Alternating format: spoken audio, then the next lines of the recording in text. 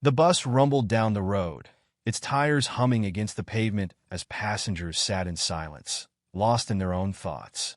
Some stared at their phones, scrolling mindlessly. Others gazed out the window, watching the city blur past in streaks of gray and gold under the setting sun.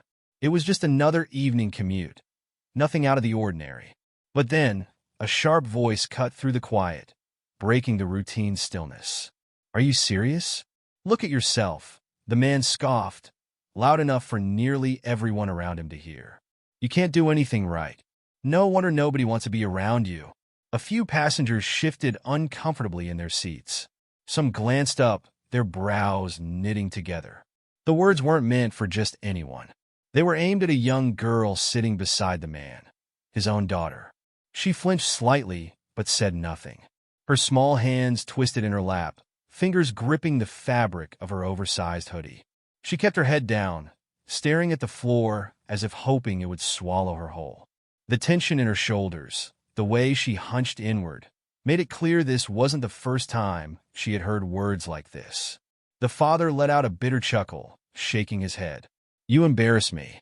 I don't even know why I bother taking you anywhere." A few people nearby exchanged uneasy glances, but no one spoke up. Maybe they didn't want to get involved. Maybe they thought it wasn't their place. Or maybe they had seen this kind of thing before and had learned that staying silent was easier. But one person on that bus wasn't about to let it slide. A man sitting a few rows back straightened in his seat, his jaw tightening. He had been quiet the entire ride, blending into the background. With his plain t-shirt and jeans, he looked like any other commuter, unassuming, ordinary. But there was nothing ordinary about him. He had spent years in the Navy, serving as a SEAL, training for the most extreme situations. He had been in war zones, had faced danger head-on, had learned to recognize threats in an instant. But the thing about threats was that they didn't always come in the form of physical violence. Sometimes they were words. Sometimes they were the quiet, cutting kind of cruelty that left wounds no one could see. And right now, watching that girl shrink under her father's words, the Navy SEAL felt something deep inside him stir. The father sighed dramatically, as if exhausted by his own child's existence. "You can't even sit properly. You fidget like some kind of nervous wreck. No wonder people look at you weird." The girl swallowed hard but still said nothing. She just sat there, her small shoulders trembling slightly, her fingers now gripping the straps of her backpack as if holding on to something solid might keep her from breaking apart completely. The SEAL clenched his jaw. He had seen a lot in his time, had witnessed the worst of humanity. But this? A father tearing down his own daughter like this, in public, with no shame? That was a different kind of ugly. He inhaled slowly, steadying himself. He had been trained for high-stress situations. The key was not to react on impulse, but to assess, to observe, to understand when and how to take action. The bus lurched to a stop at a red light.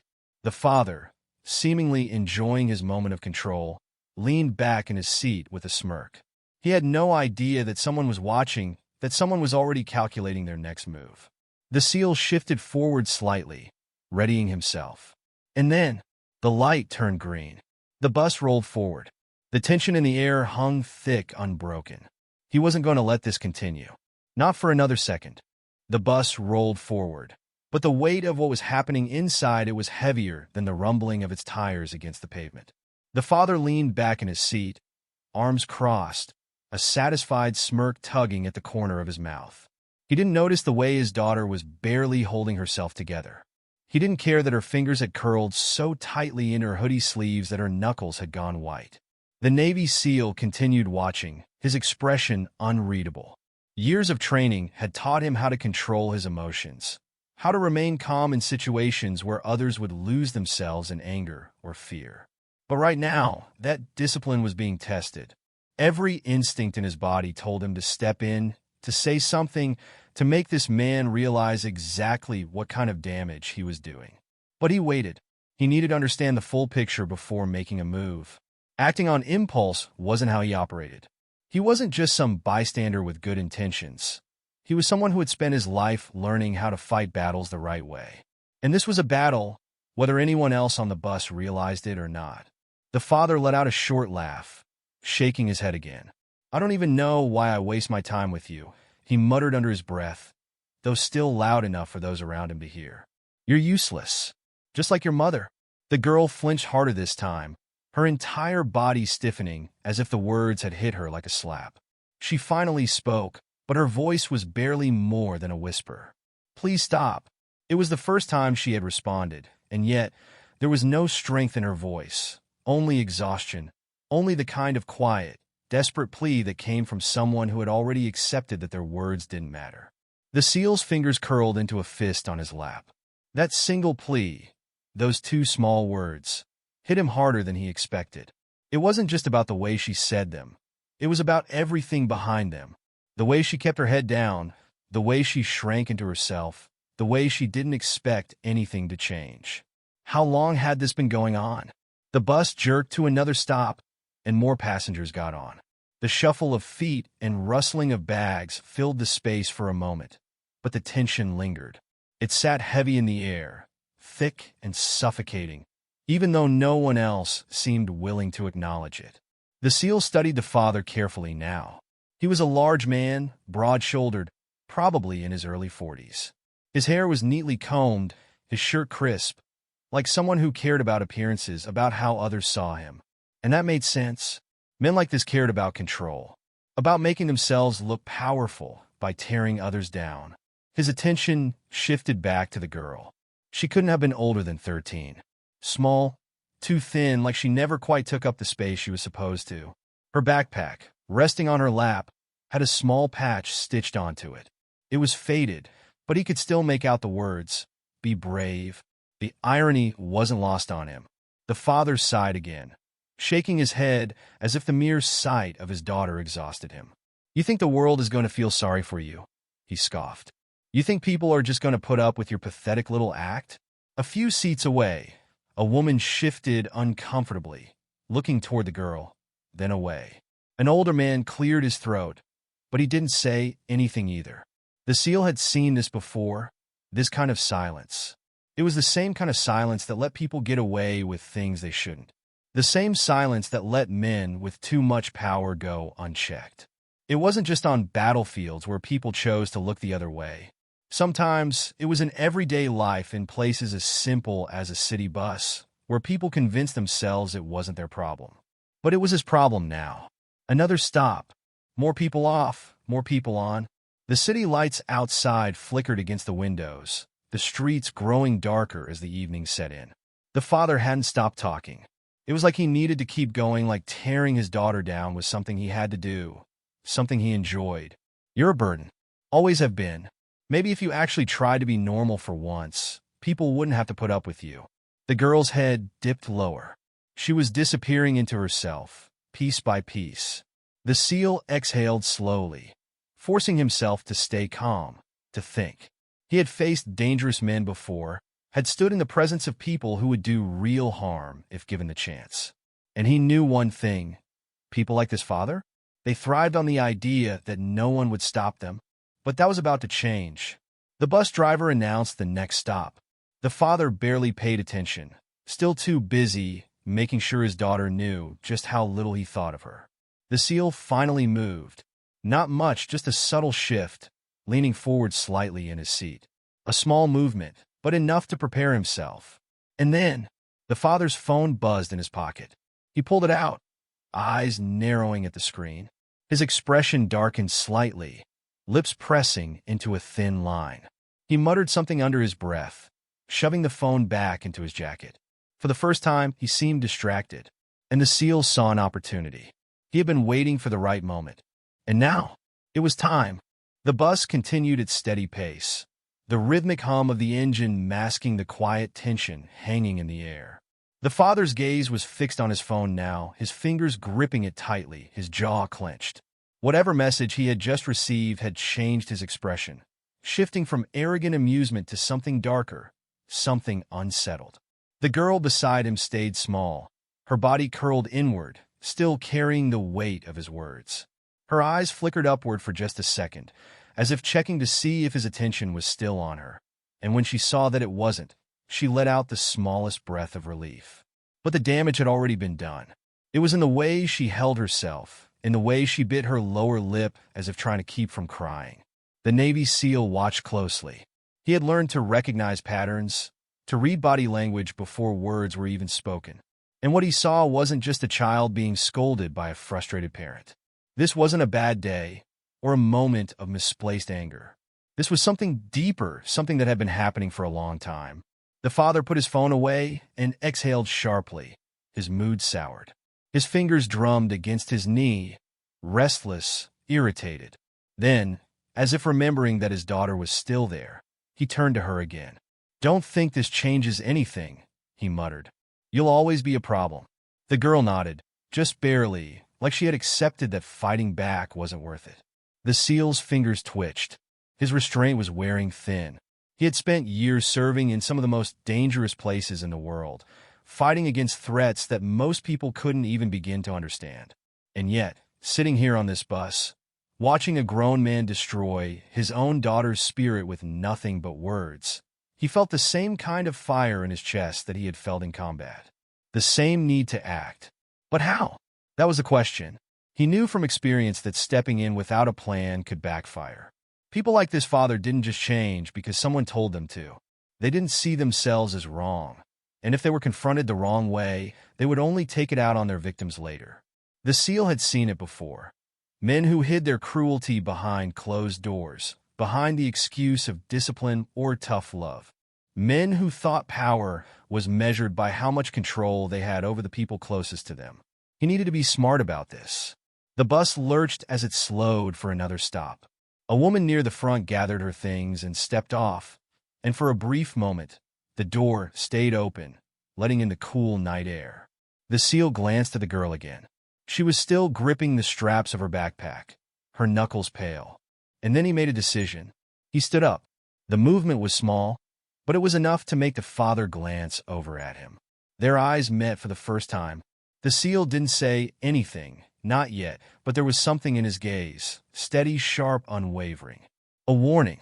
The father frowned slightly, like he wasn't sure if he was actually being challenged or if it was just a coincidence.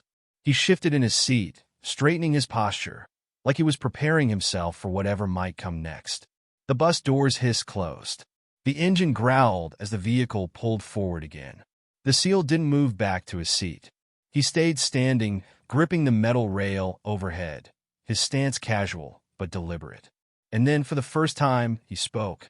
"Everything okay over here?" His voice was calm, level, but there was an edge to it, one that wasn't easy to ignore. The father turned his head fully now, his expression darkening. "What?" I said, "is everything okay?" The girl looked up sharply, surprise flickering across her face. She had clearly not expected anyone to step in. The father let out a short laugh, shaking his head. "Mind your business, man." The SEAL didn't look away.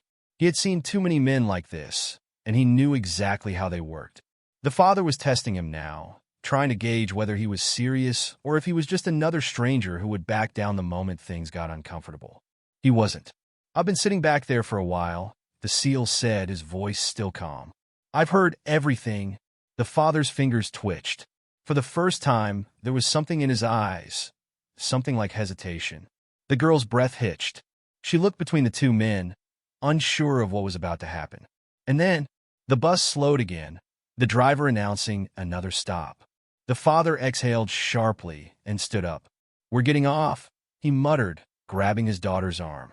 She didn't resist, but there was something new in her expression. A flicker of something. Maybe it was hope. Maybe it was just shock that someone had noticed, that someone had cared enough to speak up. The SEAL didn't move. Not yet. He just watched. As they stepped toward the exit, the father glanced back one last time, his eyes locking onto the SEAL's.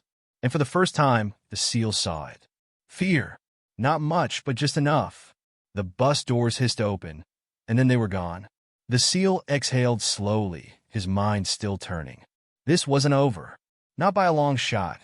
The bus pulled away from the stop, but the SEAL's eyes remained locked on the spot where the father and daughter had just disappeared. Something about the way the man had dragged her off didn't sit right with him. The girl's face, that mix of fear and silent endurance, stayed in his mind. He had seen expressions like that before. on people who had spent too long believing no one would ever step in for them. He turned toward the window, scanning the sidewalk. The father was walking fast, his grip still firm on the girl's arm. She struggled to keep up, her small frame practically stumbling at his pace. A street lamp flickered overhead, casting a long shadow over them as they moved. The SEAL's jaw tightened. This wasn't over. Instinct kicked in before doubt had a chance. He pulled the cord above his seat, signaling the next stop. The bus lurched as it slowed, and he barely waited for the doors to fully open before stepping out onto the pavement. The city buzzed around him, cars honking in the distance, neon lights blinking along the streets, but he tuned it all out. His focus was locked on the two figures ahead. He kept his steps measured, keeping a safe distance as he followed. He wasn't sure what he was expecting, but everything in his gut told him to keep moving, to keep watching. The father turned down a side street, the glow of the main road dimming behind him. Fewer people walked this way, the air quieter, heavier. And then he stopped.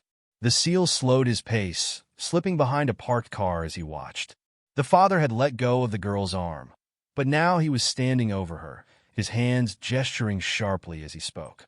His voice was low, but even from this distance, the tension in his body said everything. The girl didn't look at him. She just stared down at the pavement, shoulders hunched, fingers twisting together. Then, suddenly, the father's hand shot out. Not a strike, at least, not yet, but a grab. His fingers curled around her upper arm, rough, forceful. The SEAL moved. Years of training made his steps silent, his approach unseen. He was only feet away before the father even realized he was there. Let go of her. The words were steady, but there was no mistaking the weight behind them. The father's head snapped up, his grip tightening instinctively. His expression flickered from confusion to anger. You again? His voice was lower now, cautious. He didn't like being confronted twice in one night. The SEAL didn't look at him. His eyes stayed on the girl. Are you okay? She hesitated. Her eyes darted between the two men. Then finally she nodded, but it wasn't convincing. The father scoffed, his grip still firm. This is none of your business, he said. She's my daughter. That doesn't give you the right to hurt her. The father's eyes narrowed. You don't know anything about us? I know enough. The SEAL took a slow step forward, his voice dropping lower. I know you talk to her like she's nothing. I know she's scared of you. I know you didn't like being called out back there. His gaze sharpened. And I know you're going to let go of her. Now.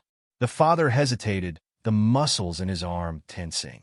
It was a test, a moment where he had to decide whether he wanted to push back or back down. And then, with a frustrated grunt, he released his grip. The girl took a step away from him, her breath unsteady. She still didn't speak. She still looked unsure if she was allowed to move, to react, to believe that someone had actually stopped him. The father shook his head, muttering something under his breath. You don't get it, he said, his voice quieter but still laced with frustration. You don't know what it's like to raise a kid like her. The SEAL didn't flinch. You're right, he said. But I know what it's like to stand in front of a man who thinks control is the same thing as respect. His eyes darkened. And I know exactly how this ends if someone doesn't stop it. The father's jaw tensed. For the first time, he looked unsure. The SEAL turned his attention back to the girl. His voice softened just slightly. Do you have somewhere safe to go? She hesitated again. Then, barely above a whisper, she said, My mom. The SEAL's gaze flickered back to the father. There was again that flash of something almost like fear, not for himself, but for what might happen if the SEAL learned too much. That was all the confirmation he needed. The tension in the air thickened. The street was quiet, the sounds of the city distant. And then, the father took a step back. He didn't say anything else. He just turned, shoving his hands into his pockets, and walked away, disappearing into the shadows of the street. The girl stood frozen in place. The SEAL waited a moment, making sure the man was really gone. Then he crouched slightly, lowering himself to her level. Do you want to call your mom? She hesitated, then nodded. He handed her his phone. As she dialed, her fingers still shaking slightly, he stayed beside her, standing guard. Because this wasn't over yet. The girl held the phone to her ear, her fingers gripping it tightly. The SEAL watched her carefully, his trained instincts picking up on every small movement. The way her chest rose and fell in uneven breaths, the slight tremor in her hands, the way her eyes darted toward the street where her father had disappeared. She was still afraid, still unsure. Then, after a few rings, someone answered. "Mom?" Her voice was small, almost uncertain, as if she wasn't sure she was even allowed to reach out. There was silence on the other end for a moment before the muffled sound of a woman's voice came through. The girl's lips parted, and for the first time that night, she looked like she might break. Her free hand clutched at the strap of her backpack as she swallowed hard. I need you to come get me," she said, her voice barely above a whisper. The SEAL remained quiet, giving her space. But he could hear the concern in the woman's voice, the rush of urgency in her tone. Then, just as the girl began to nod, reassuring herself that help was on the way, something changed. A sudden noise, footsteps, quick and deliberate, echoed down the street. The SEAL's body went rigid before he even turned his head. And then he saw him, the father. He was back, but he wasn't alone. Two men flanked him, both older, rough around the edges, with the kind of presence that set off every warning alarm in the SEAL's mind. They weren't just random guys. The way they carried themselves, the way their eyes scanned the street, the way their movements were too controlled. It told him everything he needed to know. These weren't friends. They were muscle. The girl froze. The phone slipped slightly in her grip. The father's gaze locked onto the SEAL, his expression no longer frustrated or defensive. This time, there was something colder in his eyes. Calculated. "You should have walked away," he said, his voice smooth, almost casual. But there was nothing casual about the way his hands clenched into fists. The SEAL stayed still, his heartbeat steady, his breath controlled. He had been in worse situations, but this was different, because it wasn't just about him. The girl was standing beside him, vulnerable, exposed. She tugged on his sleeve, her breath quickening. "We should go," she whispered. The SEAL didn't respond right away. He was already assessing, calculating distances, angles, exits. If it came down to it, he could take all three of them. He had handled worse odds before. But that wasn't the real problem. The real problem was what would happen to the girl if this escalated. The father took another step forward. "You think you know what's best for her?" He gestured toward his daughter. "You think you're some kind of hero?" He scoffed. "You don't know anything about our life." "I know enough," the SEAL said, his voice even. "And I know she doesn't belong with you." The father's jaw tensed. But it was one of the other men who spoke next. "Look, man," he said, tilting his head, "you don't need to get involved in this. This isn't your fight." The SEAL gave a slow, measured blink. "It is now." The tension between them thickened, the air charged. The girl gripped the phone, pressing it against her chest as if it were a lifeline. She took a small step closer to the SEAL, instinctively seeking protection. And that's when something unexpected happened. The second man, one of the father's reinforcements, paused, his eyes narrowing slightly as he studied the SEAL's face more closely. There was a flicker of recognition. Then his expression changed. He shifted uncomfortably, glancing at the father. "Wait a second," he muttered. "I know who this guy is." The father frowned. "What are you talking about?" The man swallowed hard, stepping back slightly. "I've seen him before." His voice was lower now, wary. "He's military. Special forces or something." He turned back to the SEAL, his eyes full of unease. "Ain't that right?" The SEAL didn't answer. He didn't need to. The father's confident stance faltered for just a second. The second man cursed under his breath. "I told you this was a bad idea," he muttered. The SEAL didn't move. He just watched, waiting, letting the moment stretch. Because now, things had shifted. Now, the father wasn't so sure of himself. But the father wasn't ready to let go. His face hardened again. He looked at his daughter, then back at the SEAL. "You think this changes anything?" he asked. "You can't watch her forever." "She's mine." The girl flinched. But the SEAL saw something else in her eyes this time. Something that wasn't just fear. It was anger. For the first time, she clenched her jaw.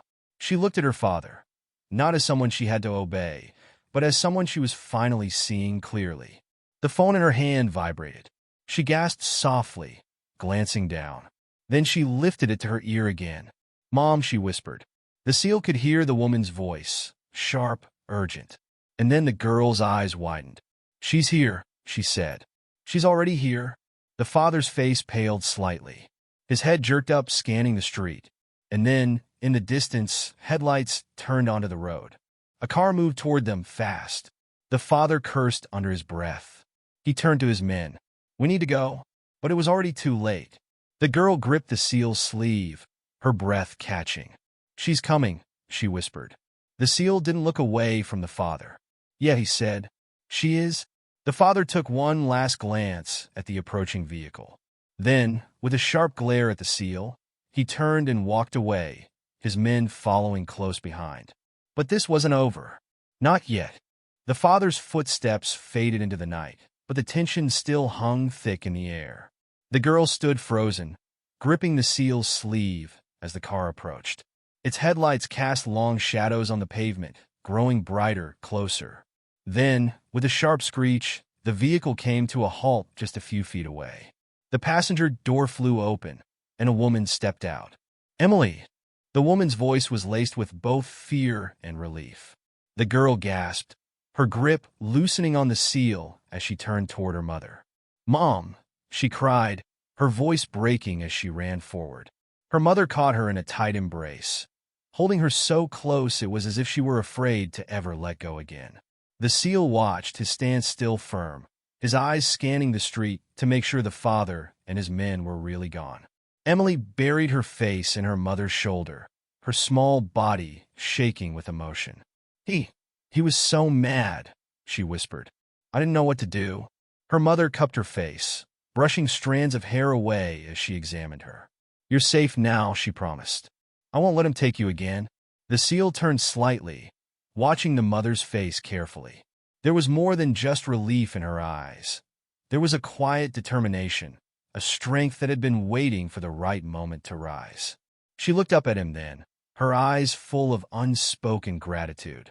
"I don't know who you are," she said, her voice steadier now, "but thank you." The SEAL gave a small nod. "Just doing what's right?" She exhaled, then turned her attention back to her daughter. "Come on, we need to go." Emily hesitated. She looked over her shoulder, back at the empty street where her father had disappeared. "He won't stop," she whispered. "He always finds us." Her mother's jaw tightened, her grip on Emily's hand firm. "Not this time." The SEAL took a step forward. "You have a place to go?" She nodded. "We have a safe house lined up. A lawyer. Restraining orders. Everything's in motion." She hesitated. "I just didn't expect him to find her tonight." The SEAL's expression darkened. "He had help?" Her mother frowned. "Help?" "Two men. Not just friends, guys who knew what they were doing." He paused, watching her reaction carefully.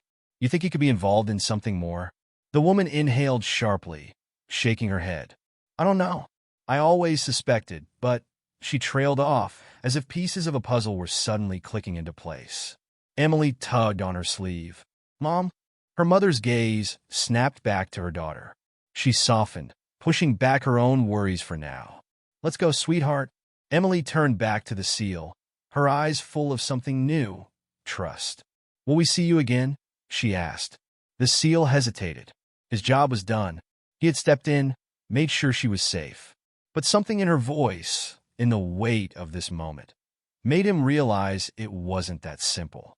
Before he could answer, something shifted in the air. A sound small, distant, but wrong. A car engine. Not her mother's. The SEAL turned sharply, his instincts screaming. Down the road, a pair of headlights flicked on, a dark vehicle idling just far enough away to go unnoticed until now. Emily's mother saw it too.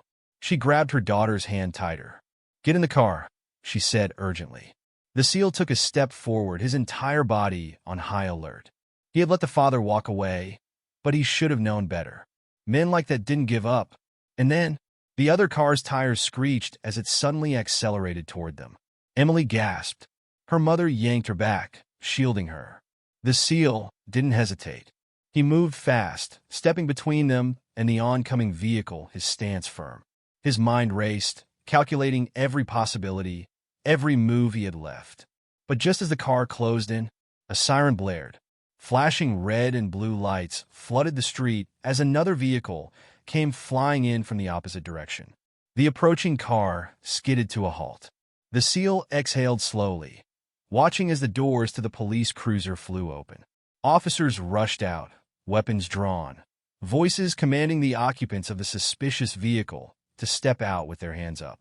Emily clutched her mother's arm, eyes wide with shock. What's happening? Her mother's breath came unsteady, but then she turned to the SEAL, something dawning on her. You called them. The SEAL gave a small nod. Had a feeling he wasn't done. She exhaled, closing her eyes for a brief second before pulling Emily closer. Thank you. The officers moved quickly, pulling the father from the car, along with one of the men from earlier.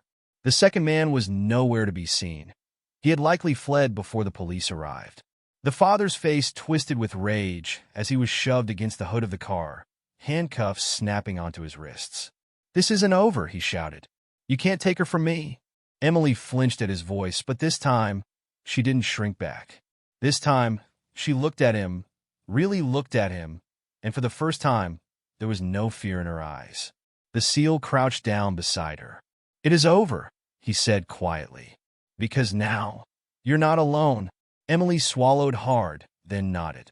The officers led the father toward the back of the police car. The SEAL watched as the man's rage slowly turned into something else, defeat. It was over.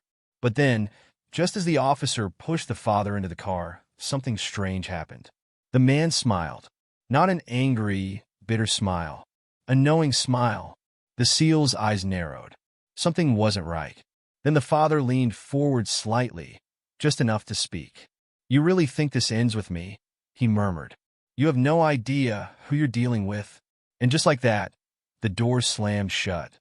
The SEAL stayed still, watching as the police car pulled away, the father's words echoing in his mind. This wasn't just about one man. This was bigger, and it wasn't over. The flashing red and blue lights faded into the distance as the police car disappeared down the road, taking Emily's father with it. The air still felt thick with everything that had just happened, but for the first time that night, there was a strange kind of quiet. Not the tense, suffocating quiet from before. This was something else. A quiet that felt like a door closing on the past.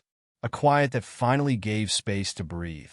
Emily stood beside her mother, still gripping her hand tightly, as if afraid that letting go would somehow bring everything crashing back. But there was something different in the way she held herself now. She wasn't just a scared girl running from something. She was standing in place, facing it. Her mother exhaled slowly, glancing at the SEAL, the weight of the night clear in her tired eyes. What he said, she murmured, barely above a whisper. Do you think he meant it? The SEAL kept his gaze on the empty road, his jaw tightening slightly. He had been in enough situations to know when a threat was empty and when it carried weight. And something about the way the father had spoken, so sure, so unfazed by the fact that he was being taken away, didn't sit right. But Emily was watching him now, waiting for an answer. He wasn't about to let fear take hold of her again. He won't be coming for you, the SEAL said finally, his voice steady. Not anymore. Emily studied his face, searching for any doubt, but she found none. She exhaled, her shoulders relaxing just a little, and nodded. Her mother squeezed her hand, then turned back to the SEAL. I don't even know your name, she admitted, a small, exhausted smile tugging at the corner of her lips. He hesitated for a moment before finally saying, Ryan? She nodded, as if locking it away in her mind. Ryan, she repeated. I don't know how to thank you. Ryan shook his head. You don't have to. She looked at him for a long moment, then glanced down at Emily, who was still standing close but not clinging like before. Something had shifted in her, something stronger now. The distant hum of another car approaching broke the moment. It wasn't anything suspicious this time, just the normal traffic of the city picking back up. The night was moving on, as if trying to return to something ordinary. Ryan turned back to Emily and her mother. Where will you go from here? Her mother inhaled deeply, then nodded toward the car. Away from here. Somewhere safe. We have people waiting for us. Emily looked up at him, hesitation flickering in her eyes. Will you ever see us again? Ryan studied her for a moment.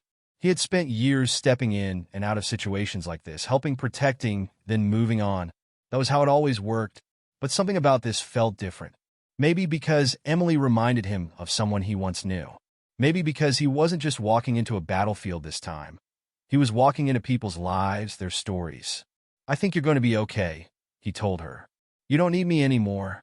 Emily bit her lip, then nodded, as if she understood. But before she turned away, she reached into her pocket and pulled something out, a small, crumpled piece of paper. She held it out to him. He raised an eyebrow. "What's this?" "My number," she said simply. "In case you ever change your mind." Ryan took the paper, unfolding it slightly. The handwriting was small and neat, the ink slightly smudged. He tucked it into his jacket without a word. Emily smiled just a little. Then she stepped back, slipping into the passenger seat of the car as her mother moved to the driver's side. The doors shut, the engine hummed to life, and just like that, they were ready to leave. Her mother gave Ryan one last nod, one that carried more than just gratitude. It carried understanding. Then, with a soft press of the gas pedal, the car rolled forward, headlights cutting through the dark as they drove away. Ryan stood still, watching until the taillights disappeared down the street. The night air was cooler now, quieter. He exhaled, glancing down at the piece of paper in his hand. He wasn't sure if he'd ever use it, but for some reason, he didn't let go of it either. Then, finally, he turned and walked away, disappearing into the city, just another shadow in the night.